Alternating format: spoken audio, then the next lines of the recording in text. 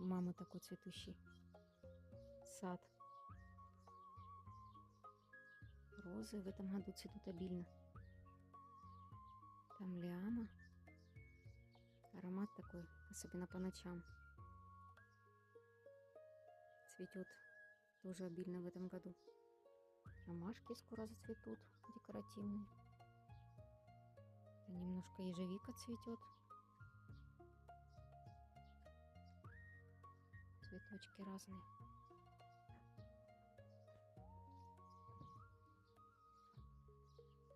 Вьющаяся роза, папоротники в тени.